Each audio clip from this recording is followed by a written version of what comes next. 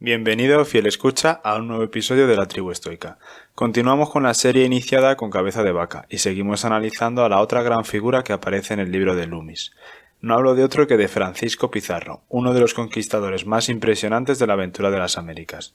De la misma manera que en el episodio anterior nos situamos en Norteamérica, en esta aventura iremos más al sur, en busca del mítico Perú. Este episodio no pretende ser una descripción de las grandes batallas vividas por nuestro protagonista.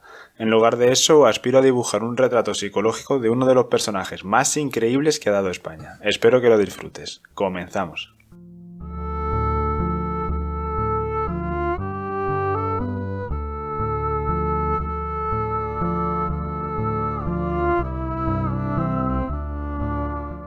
En torno a 1471 a 1478, pues no estamos seguros de la fecha exacta, nació un infortunado chico en la ciudad de Trujillo, provincia de Extremadura, en España. Era hijo ilegítimo del coronel Gonzalo Pizarro, el cual se había distinguido en las guerras de Italia y Navarra, luchando a las órdenes del gran capitán. El niño bastardo nunca tuvo hogar, hasta se dice que fue abandonado como expósito en el atrio de una iglesia. Creció y se hizo hombre en la ignorancia y la pobreza más abyecta, sin escuela y sin nadie que se ocupase de él, y teniendo que procurarse por sí solo la subsistencia. Pero el mozuelo, que sabía guardar fielmente los puercos cuando no había cosa mejor que hacer, también podía dedicarse a cosas más grandes cuando éstas se le ofrecían, y salir igualmente airoso de ellas. Aquella era una época en la que el más pobre e ignorante podía entonces elevarse y crecer hasta desarrollar toda la estatura del hombre que dentro de él había. El viejo mundo era el campo de los ricos y los favorecidos, pero América era ya entonces lo que tiene el orgullo de ser hoy, la gran oportunidad para el pobre. Y es un hecho muy notable que casi todos los que se hicieron un gran nombre en América no fueron los grandes que a ella vinieron, sino los hombres oscuros, desconocidos, que en América se ganaron la admiración de un mundo que antes ni siquiera conocía su nombre. No sabemos en qué año Francisco Pizarro, el porquerizo de Trujillo, llegó a América, pero sí que empezó a ser un hombre de importancia en torno a 1510.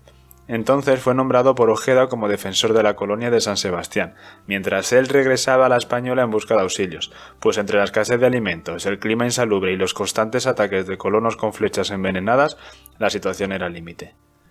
Esta primera responsabilidad que cayó sobre Pizarro estaba preñada de peligros y sufrimientos. 2 meses estuvo esperando en aquel sitio mortífero, hasta que perecieron tantos que los supervivientes pudieron al fin salvarse apretujándose en el único bote que tenía. Fue entonces cuando Pizarro se unió con Balboa y participó en aquella penosa marcha a través del Istmo y del brillante honor de ser el descubridor del Pacífico, que entonces se llamaría Mar del Sur. A la edad de 50 años era todavía pobre y desconocido, no era más que un humilde ranchero que vivía cerca de Panamá. No había aprendido a leer ni a escribir, y la verdad sea dicha, eso nunca llegó a aprenderlo. Pero él seguía confiando en sus capacidades y en su intención de descubrir aquella zona del globo donde situaban los rumores al rico Perú. Pero el que la sigue la consigue, y al fin halló 2 hombres prestos a escuchar sus planes y ayudarle a realizarlos. Estos fueron Diego de Almagro y Hernando de Luque. En esta nueva aventura se le dio el mando a Pizarro, y salieron en noviembre de 1524 con un centenar de hombres rumbo al sur. No solo podía Pizarro acomodarse fácilmente a cualquier rango de fortuna, sino que en él no hacían mella ni el poder ni la pobreza. Era hombre de rectos principios, esclavo de su palabra, inflexible, heroico y no obstante prudente y humanitario, generoso, justo y siempre leal. Después de costear alguna distancia en la dirección propuesta, es decir, hacia el sur, Pizarro hizo un desembarco. Era aquel un sitio inhospitalario. Empezaron a maldecir a Pizarro por haberles llevado a tan miserable muerte, y clamoreaban porque les volviese a Panamá. No tuvo éste la menor idea de abandonar la empresa. Sin embargo, como sus hombres estaban dispuestos a amotinarse, era preciso hacer algo, y tuvo una idea brillante, uno de los primeros chispazos de aquel genio que se desarrolló de modo tan notable ante el peligro y la necesidad. Alentaba a sus subordinados mientras trataba de desbaratar su motín. Encargó a Montenegro, uno de sus oficiales, que se fuese al bergantín con la mitad del pequeño ejército a la isla de las Perlas en busca de provisiones. Esto fue clave para que no se abandonase la expedición. Pizarro y sus 50 hombres no podían volverse a Panamá, porque no tenían buque, y Montenegro y sus acompañantes no podían volver de dejar con algunos auxilios. Pizarro participaba de las penalidades de sus hombres con bondadosa abnegación, compartiendo alimentos con el más pobre soldado y trabajando como los demás, siempre animándoles con el ejemplo y con sus buenas palabras. Como muestra de las penalidades que sufrían, decir que más de 20 hombres, es decir, casi la mitad de aquel grupo, murieron a consecuencia de sus privaciones, y los que sobrevivieron perdieron toda esperanza, excepto el esforzado jefe. Durante varias semanas se encontraron atascados en Chicamá, con Almagro, su mano derecha que acabaría siendo su ejecutor, con constantes idas y venidas a Panamá en busca de ayuda. No había entonces en todo el mundo un hombre de raza blanca que supiese lo que había más allá del sitio donde habían llegado los aventureros españoles, y para sentir aliento y valor es necesario saber con certeza que existe algún objetivo en el punto al que nos encaminamos. Una jornada desde un punto conocido a otro punto conocido también, ambos dentro del mundo civilizado, aun cuando entre los dos se extiendan tierras desiertas, es muy distinta a una jornada que se emprende desde un punto, a través de tierras ignotas, a otro punto ignorado, siendo la salida, el trayecto y el término cosas del azar y la aventura, sin guías ni jalones que marquen el camino. Este era el sino de los españoles, que, siguiendo hacia adelante, desembarcaron todavía en la zona de lo que hoy es Colombia, pero fueron acometidos por un número muy superior de indios y solo pudieron librarse de ellos de una manera muy curiosa. En la desigual batalla los españoles se vieron acorralados, cuando uno de ellos cayó de su caballo y ese pequeño incidente puso en fuga al enjambre de indígenas. ¿Qué es lo que habría ocurrido? Bueno, algunos historiadores han ridiculizado la idea de que semejante minucia pudiese producir aquel efecto, pero esto es debido a la ignorancia de los hechos. Hay que tener presente que aquellos indios nunca habían visto un caballo. Tomaron al jinete español y su cabalgadura por un animal grande, raro y asaz terrible por sí solo, trasunto del antiguo mito griego de los centauros, y este incidente muestra el modo como nació aquel mito.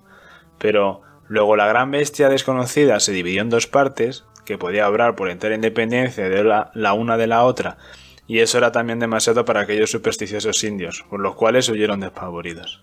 Pero los peligros y las privaciones que ocurrían fuera son más llevaderos que la traición y el descontento que ocurría dentro.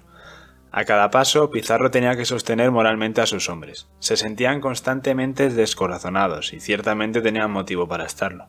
Y en tal estado de ánimo se hallaban dispuestos a cualquier acto de violencia y de ningún modo a seguir adelante. Así es que Pizarro tenía constantemente que esforzar su voluntad y su valor no solamente para él mismo, que sufría tan cruelmente como el último, sino para todos. Otro de los momentos para recordar es el siguiente. Estaban abandonados en la isla de Gorgona, la zona más al sur que habían llegado hasta entonces, y ante la desesperación que cundía en la compañía, quiso asegurarse lealtad. Con su daga trazó una raya sobre la arena, y mirando a sus hombres de hito a hito les dijo: «Camaradas y amigos, de aquel lado está la muerte, las privaciones, el hambre, la desnudez, las tempestades. De este lado está la comodidad y la molicie. Desde este lado vais a Panamá a ser pobres, del otro vais a Perú a ser ricos. El que sea valiente castellano, que escoja lo preferible». Al menos los que cruzasen la línea ya sabían lo que les esperaba.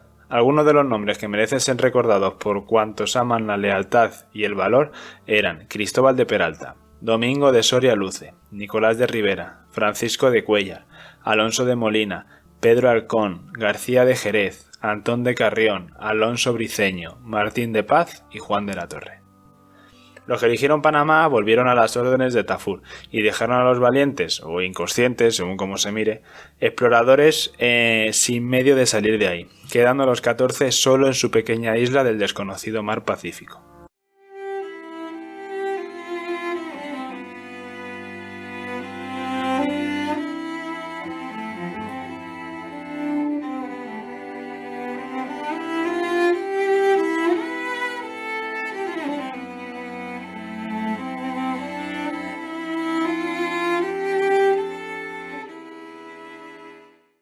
Cualquiera en su sano juicio se preguntará cómo es posible que estos hombres soportaran semejantes penurias. La respuesta podría ser el oro, pero ni siquiera esto era algo seguro, siendo mucho más certera la muerte y por supuesto el sufrimiento. Quizás una solución tenga que ver con lo eterno. Pizarro reunía a su gente a diario para hacer sus devociones, y todos los días daban gracias a Dios por conservarles la vida y le pedían que no los desamparase. Pizarro fue siempre un hombre devoto, y nunca hacía acto alguno sin invocar la gracia divina. Ni se olvidaba nunca de dar gracias a Dios por los éxitos que alcanzaba. Así lo hizo hasta el fin, y aun en su último momento trazó con los dedos la cruz, que tanto le reverenciaba. Pero sigamos con nuestra historia. Evidentemente tuvieron que venir refuerzos, y los que fueron a rescatarlos hallaron a los 14 valientes en la isla de Gorgona, y Pizarro pudo al fin continuar su viaje con unos cuantos marineros y un ejército de 11. 2 de los 14 estaban tan enfermos que tuvieron que quedarse en la isla, al cuidado de unos indios amigos, y con el corazón apenado sus camaradas se despidieron de ellos. Estaban todavía sin ropa y sin un maravedí, pero un hombre llamado Luque hizo una colecta para él de 1.500 ducados, y en la primavera del año de 1528 embarcó Pizarro para España. Llevó consigo a Pedro de Candía y algunos peruanos, con varias llamas, telas primorosamente tejidas por los indios y algunas joyas y vasijas de oro y plata para corroborar su delato. Llegó a Sevilla durante el verano, y fue en el acto encerrado en el calabozo por enciso, en virtud de una cruel y antigua ley que por mucho tiempo prevaleció en todos los países civilizados, que permite encarcelar por deudas. Imagínese el panorama: después de todas las penurias que está sufriendo, resulta que vuelve a España para pedir ayuda y le encierran por deudas. En fin, la historia de sus hechos no tardó en divulgarse, y por orden de la corona fue puesto en libertad y llamado a la corte. De pie ante el arrogante Carlos V, el analfabeto soldado contó su historia con tanta modestia, de un modo tan varonil y con tal claridad, que el emperador derramó lágrimas al oír el relato de tan horribles sufrimientos, y se entusiasmó ante la heroica entereza. Por fin la reina intervino en el asunto, y el 26 de julio de 1529 firmó de su propia mano el documento que daba a Pizarro el título de gobernador, capitán general, adelantado y alguacil mayor de Nueva Castilla, que sería el nombre que después recibiría Perú, mientras que su compañero Almagro solo consiguió el título de hidalgo. Ese será uno de las razones de los roces que tendrán más adelante y que acabarán de forma trágica. Pero no era Pizarro uno de esos hombres a quienes la fortuna le trastorna la cabeza. Ni lo aplastaba la adversidad, ni, lo que es más raro todavía, le embriagaba el éxito más brillante, en lo cual se elevaba a mayor altura que Napoleón, que era más grande como genio pero menos noble como hombre. Elevado de una abyecta y prolongada pobreza al más alto pináculo de la riqueza y de la fama, Pizarro fue siempre el mismo hombre tranquilo, modesto, prudente, heroico, temeroso de Dios y agradecido a sus beneficios. Después de firmar su contrato con la corona, Pizarro sintió anhelo de visitar los lugares en que transcurriera su niñez, donde fue a reclutar a sus hermanos y personas de confianza. De su encuentro con reyes volvió a recordar su trato con los cerdos. La fortuna y el esfuerzo le puede hacer sentir a un espíritu como el suyo semejantes contrastes. Pero bueno, volvamos. Pizarro volvió a las Américas y de nuevo salió de Panamá en su tercero y último viaje hacia el sur. Tenía en sus 3 buques 180 hombres y 27 caballos, o sea, una situación en la que no se había visto hasta entonces. Seguramente ningún ejército salió jamás a luchar contra desproporcionadas desventajas, porque a pesar de las buenas condiciones en las que se encaminaba en este tercer viaje, recordemos que estaba enfrentándose a uno de los imperios más grandes de su momento. Contra innumerables miles de peruanos tenía Pizarro 167 hombres. A los 5 días de marcha desde San Miguel, Pizarro hizo alto para descansar. Allí notó señales de descontento entre su gente, y adoptó su remedio característico de su ingenio. Haciendo formar a sus hombres, les habló en términos amistosos, y les dijo que si deseaban que San Miguel estuviese mejor defendido, porque era una pequeña guarnición la que allí se había quedado, podían volver. Si algunos de los presentes preferían no seguir adelante ni afrontar los peligros desconocidos que hallarían tierra adentro, quedaban en libertad de retroceder para reforzar la guarnición de San Miguel, donde tendrían derecho a los mismos beneficios de terreno que los otros, además de participar también en lo que pudieran sacar de la conquista. De esa manera se volvía a asegurar que solo quedaran los fieles. Pero bueno, haciendo un resumen, son muchas las historias de batallas y retos a los que tuvo que enfrentarse Pizarro. Pero no es este el momento para destacarlas. Simplemente resaltar que en su papel como gobernador bastaron 2 o 3 años de la sorprendente actitud administrativa de Pizarro para poner los artículos de primera necesidad al alcance de todo el mundo. No tan solo fomentó el comercio, sino que también la industria del país y desarrolló la agricultura, la minería y las artes mecánicas. Pero todas las grandes historias tienen un gran final. Pizarro, a diferencia de Cabeza de Vaca, no murió de anciano en el país que le vio nacer, sino que tuvo una muerte trágica del héroe. Andando el tiempo, se produjo una guerra civil en el seno de los conquistadores y se crearon 2 bandos, unos defensores de Pizarro y otros de Almagro. Son varias las razones de la disputa, y una de ellas ya se comentó unos minutos antes. Pero el punto de no retorno tuvo lugar cuando Pizarro ejecutó a Almagro, decapitándolo en la plaza de Cuzco tras haberle agarrotado con un torniquete. Fue Almagro, hijo, quien se tomó cumplida su venganza y asesinó a Pizarro en el palacio del gobernador de Lima. Pero este vendió caro su pellejo. Almagro y sus secuaces le sorprendieron en su casa, mientras almorzaba con sus amigos, Incluso en momentos como estos, en el final de su vida, cuando de verdad se demuestra el temple de cada alma, también Pizarro fue capaz de demostrar su valía. Ante la imposibilidad de ponerse su armadura por falta de tiempo, le echó a un lado y se lió una manta al brazo izquierdo para escudarse, cogiendo con la otra la buena espada que había blandido en tantas luchas desesperadas, y saltó como un león sobre aquella manada de lobos. Se defendió con tal fiereza que llegó a parecer que los que idearon el complot no podían hacerse con él. Al fin Herrada cogió en sus brazos a su camarada Narváez y, protegido con aquel escudo viviente, arremetió contra Pizarro. Este atravesó a Narváez con varias estocadas, pero en el mismo instante uno de aquellos asesinos le hirió en la garganta. El conquistador del Perú vaciló y cayó, y los conspiradores hundieron en su cuerpo sus espadas. Pero aun entonces aquella voluntad de hierro hizo que el cuerpo obedeciese su último sentimiento de un gran corazón, e invocando a su Redentor, Pizarro mojó su dedo en su propia sangre, trazó en el suelo una cruz, se dobló en ella y, besando el sagrado símbolo, expiró. Y así, tribu, así vivió y murió el hombre que empezó la vida como porquerizo de Trujillo y la acabó como el conquistador del Perú. Y hasta aquí el episodio de hoy, la serie del libro de Loomis sobre los exploradores y los conquistadores españoles. Soy consciente de que son temas polémicos y hay dos formas en las que yo veo la situación. Por un lado, nos podemos plantear si personalidades tan fuertes y auténticas como Pizarro son dignas de valorar. Es cierto que son individuos que cambian el curso de la historia, pero también que arrastran consigo una cantidad ingente de muerte y sufrimiento. Dante reservará a estos personajes un lugar en su infierno. Pero igual que Pizarro, lo hicieron César o Alejandro Magno, y ellos se han ganado un lugar en nuestro imaginario. Esto nos lleva a la otra cara de la moneda. Si aceptamos que este tipo de personalidades merecen ser recordados y admirados, hay que desquitarnos de todo complejo de inferioridad y vergüenza derivada de la leyenda negra. España dio personajes tan influyentes o más que los más famosos de la historia. Déjame en comentarios qué opinas al respecto.